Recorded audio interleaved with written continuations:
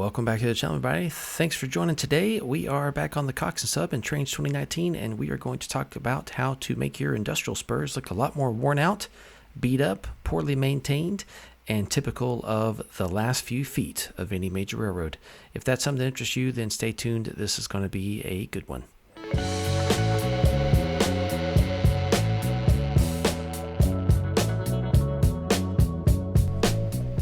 Alright, couple things really quickly to help you make this look a lot better. Now, some of these things, in a bit of fairness, have already been added, but we're going to add some clutter. So that's under the topology. This is for 2019, advanced, and then you can edit or add layers here. I'm not going to talk about how to create one right now. Maybe we can do that in a different, but if you have some clutter, I have one that's clutter right here. This is wildflowers, so you can increase the density, increase the size, increase the sensitivity, which is kind of also just like the density, essentially how much it places in a particular area. And then you can see the flowers there. So if I, there's not any here, if I lay this out, you'll see them pop up. So boom, that's one thing to do. Get yourself some clutter. Turfex is no longer going to be supported, so make yourself also another clutter that you can call shortgrass. For me, you can see this is Turfex, but I'm going to have to eventually replace that. But this is that grass that you just barely see sticking up over the rails right there. That's the short grass. All right, and then also we have some long grass. If you really have an overgrown spur, you can add some long grass. I have some of that right here. Once again, make that in clutter instead of Turfex because Turfex is going away, sadly. Now, another thing that we're going to do here, we are going to lower the height of the track. So it is currently at 12.09. I want that to go down. So we're going to make a piece there so this can be technically where it changes its height. I like to drop the track about 15 units. So let's see, 12.09. Let's see, that will become 11.94. Nice. So if we do that right there, boom, now we've got the track is lower. This is good, especially for spurs where we're not going to maintain a nice, healthy, tall roadbed or sub-road bed.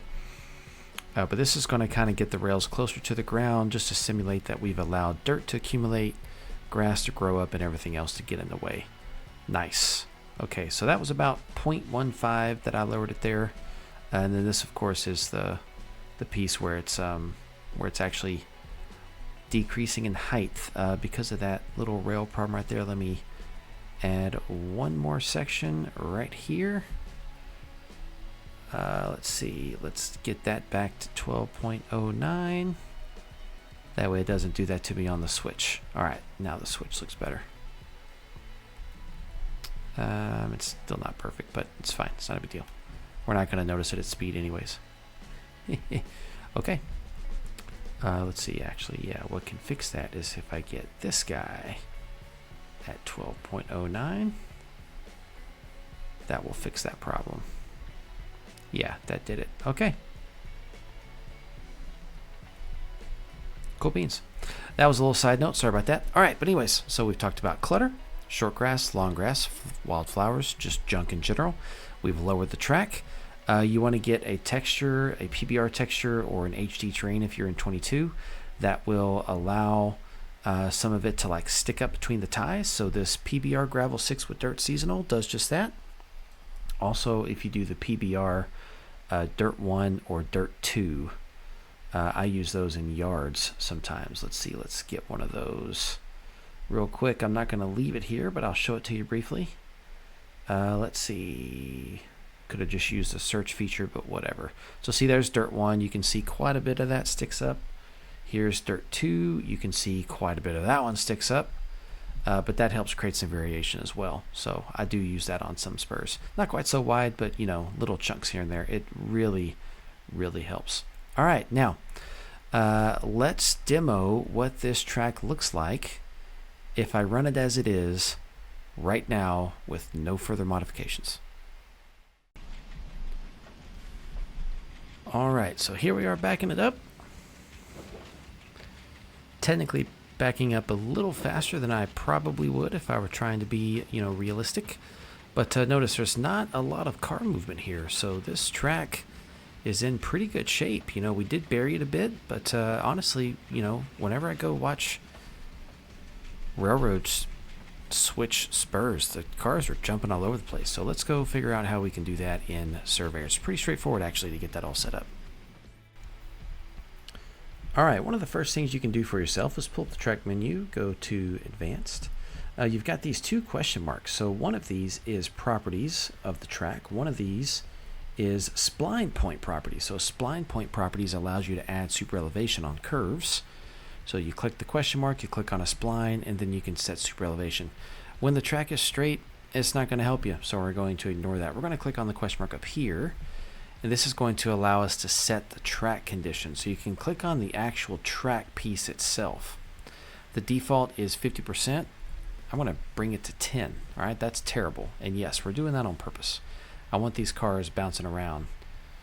So we're going to go change all of these track pieces here. You got to do it for every piece. So one way to make this faster is before you start inserting a bunch of spline points, you can just make one long piece of track. And then as you start inserting spline points to make your curve and stuff, it will keep the track condition for you, so you don't have to do it like 7 times like I just did. But it's all good. We were adding it afterwards, so we will just deal with it. So I made every piece starting with this one to be terrible. This one will still be okay since it's a switch. You know, switches we would hope are in a reasonable shape, although that is technically a switch on a spur. And I might actually lower this, not spur, sorry, on the like a extra siding. I might even come in and lower the height of that siding later too. We'll see. Might not even need this elevation here anymore. So because of that, I'm not going to do the extra modifications here, but I will do it on this straight piece right here. But essentially, I want the cars to bounce around a bit. So lowering the track condition, that's definitely going to make the cars have some extra sway. But let's look at what happens when you also add some extra height differences. So real close to this point, we're going to make a few spline points all close together. I know this seems a bit ridiculous, but I promise there is a point to this. You will see why, I assure you. So we're going to get some points in there. This is going to allow us to do some height modifications, and those height modifications are going to make a considerable difference in the performance. All right, so we're going to go get the current vertex height. That is 11.94. So let's do something like, I don't know, let's do 11.97 on the next one. All right, see that that probably didn't give me the one I wanted, but notice it calls a little bow there. If I put it over here in one of these, you can see that the bow it causes is definitely there. You can see it, you know, when you look at it, but it's very small. But this is measured in meters. So 0.97, that's basically 3 centimeters, which is just over an inch actually. So not bad, not bad. You can see that little bow is still there. We're going to keep that one. Let's do like an 11.96 right there. I wanted actually the next one, that one. Yep, and then let's actually drop it down. So it was 9.4, so let's do a 9.2. This is going to bury one part of it down a bit, you can see. But it's all good. Notice we definitely have a little hump in there. Let's see, let's put it back on a 9. Actually, let's do a 9.5. 9.5, right there. Now let me do what I want. Yeah, see, that's a pretty sharp dip right there, actually. So nice and slow on this spur. Let's do a 9.3. Then we can do a 9.5 again. Oops. 11.95. There we go. Now let's do like a 0.98 actually. That'll be good. Yeah, raise it up a bit. Get some height on this one. Let's do a 9.5, bringing it down a bit, and then let's do like a 9.7. So notice every little bit I'm changing the height considerably here. Let's do like a 3 on that one. This is going to make a huge difference. You'll see when the cars are coming down the spur. It's gonna be very, very nice. And yes, I did test it already. Let's get a 9.8 going right there, and then big fat drop off right here. Let's do a 9.3.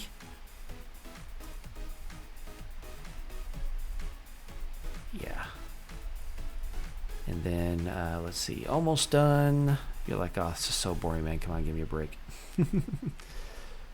9-3. And then let's do a 9-7. And a 9-4. Oh wait, that's the default. That's right. Let's do one more 9-6.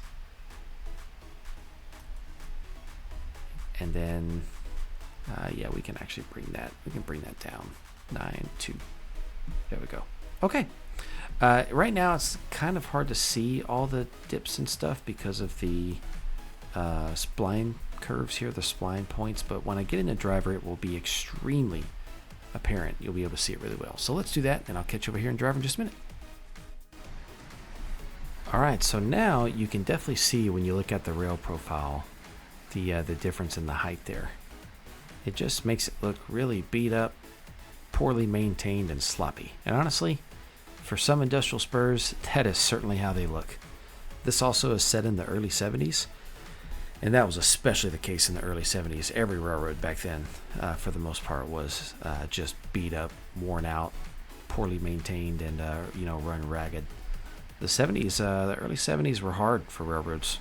So let's back the train down the spur here and watch the sway on the cars, and you'll see the difference. You'll see why this, it would have been about 6 minutes if I wasn't videoing it, but it's been about a 15-minute effort, so still worth it. But if I wasn't trying to make a video, I could have done it probably 6 minutes or less. All right, let's bring him back.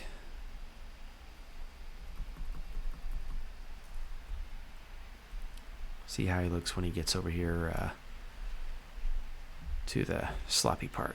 Ugh, it's nasty right there. All right, let's get in position, and then after we get this run in here, we will call it good for this video. This was just to explore how to make your spurs look more worn out and how to make them perform that way so that your train cars act the way you like.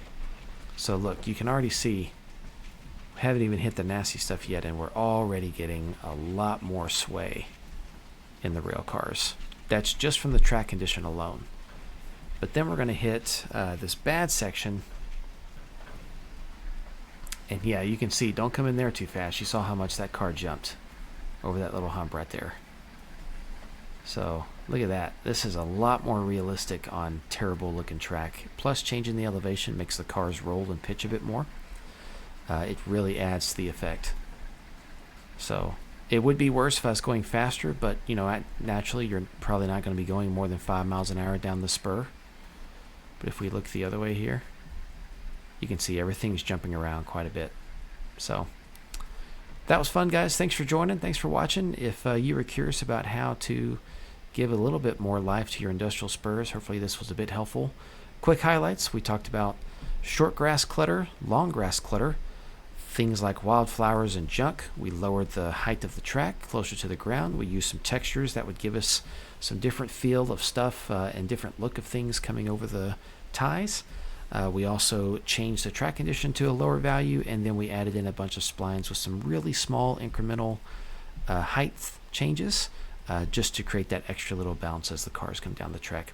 If you want to see what I'm talking about when I say don't go too fast, then take a train on a spur or something like that going like 20 miles an hour and watch how much those cars bounce around.